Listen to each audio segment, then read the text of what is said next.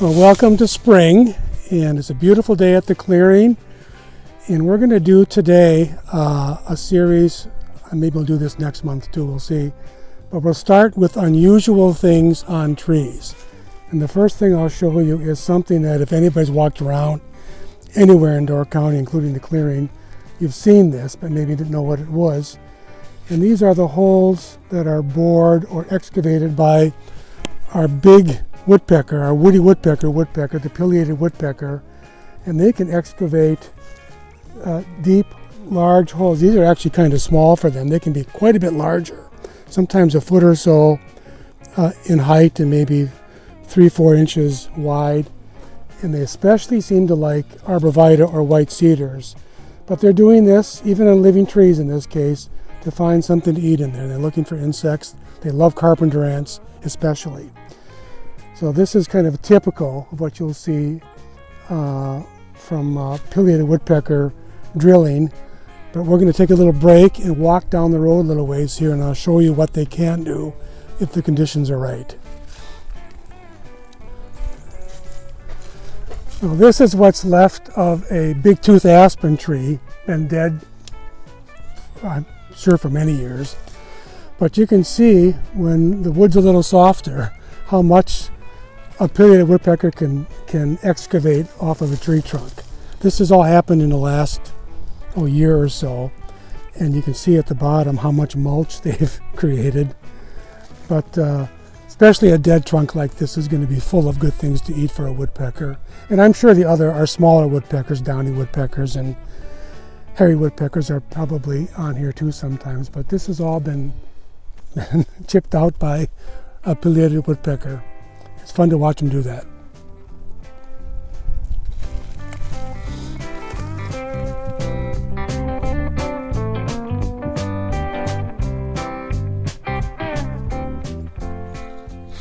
The next unusual thing on a tree is right here. This is a burl on a big sugar maple.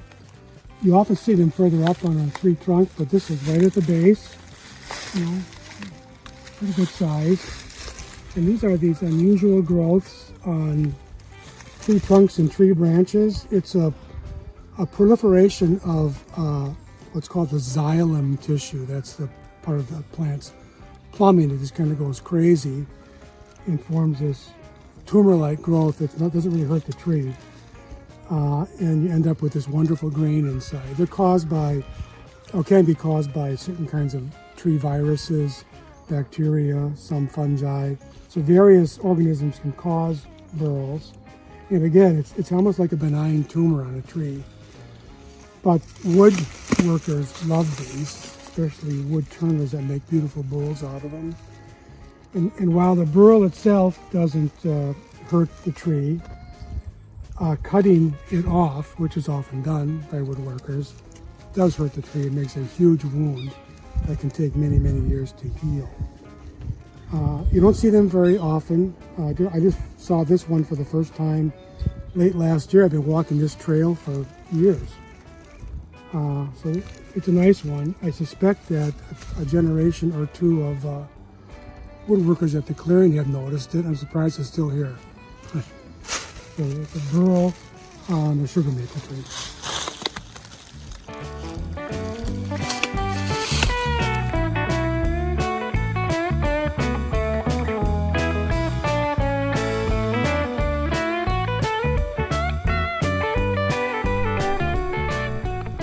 Our next unusual thing on a tree is this nasty thing. It's called black knot. It's this gall caused by a fungus. Up in Door County, you only see it, or mostly see it, on chokecherry. You don't see it on wild black cherry or pin cherry, or other two native cherries. And I'm not sure if what they grow, the commercial cherry they grow, the tart cherry, if that gets it or not. But they spray those routinely for fungus, so if it is susceptible, it wouldn't get it. Anyway, it's this nasty-looking tumor that grows on twigs and branches on chokecherry, and you can see after a while it starts to kill sections of the trunk, and as this works its way around, it'll probably eventually kill this tree from here on up. So it's something that if you have, as I do at home, a lot of chokecherry, I keep pruning this out and I burn it in my fire pit out in the yard. Because if you just prune this off and let it lay, the spores, once we get some warmer, moister weather a little later in spring, the spores will splash up, get caught in the wind, and they can fly around to back onto a chokecherry somewhere and start a new infection. So you see this a lot, and you'll see some chokecherries that have none of it, and some like this that are full of it. But this is black knot, a fungal disease on certain chokecherries and certain prunes, plums also.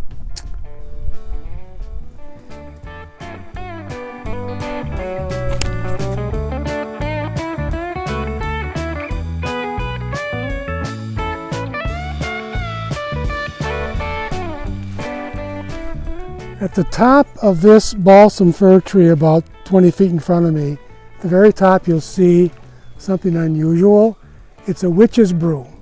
It's a dense proliferation of twigs that you'll see every now and then on plants. It's caused by various things. Salt spray along a busy highway can kill all the terminal buds on branches, and then all the side buds and the epicormic buds, these spare buds beneath the bark, will break, and you get a thick growth of twigs called the witch's broom. Different viruses and other organisms can also cause witch's brooms. In the case of this balsam fir and other conifers, it's a mutation. It's a natural mutation that causes what looks like a shrub growing onto a tree. And this is where most dwarf conifers come from. They harvest the cuttings. In the old days, back in the old nursery days, they would shoot it with a shotgun and collect all those cuttings. Nowadays they use tools or a lift to get up there and take cuttings. And again, in the old days they would graft the cuttings onto, in this case, a balsam fir seedling. Nowadays they do it through what's called tissue culture. But almost all dwarf conifers are created from a witch's broom. And we are lucky to have that one at the clearing at the top of this balsam fir, just to the east of our main road near the student parking lot. We used to have one on a red pine along the escarpment trail. That tree died about 10 years ago.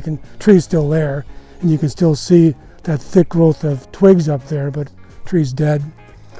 But they're always nice to see. You don't see them very often, and it's called a witch's broom.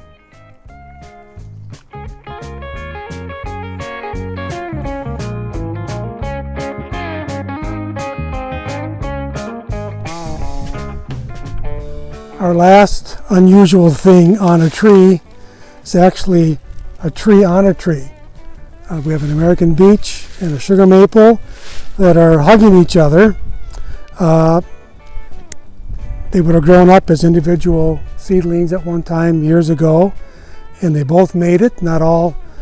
Most of the things that come up in the forest floor don't make it to the canopy. These two did, and as they grew bigger and bigger in diameter, they started to hug each other. Actually, the sugar maple is enveloping the beech. You're getting this big, thick growth of callus tissue on the sugar maple, and it'll just keep growing out further and further over time. But these are our hugging trees at the clearing, American beech and a sugar maple.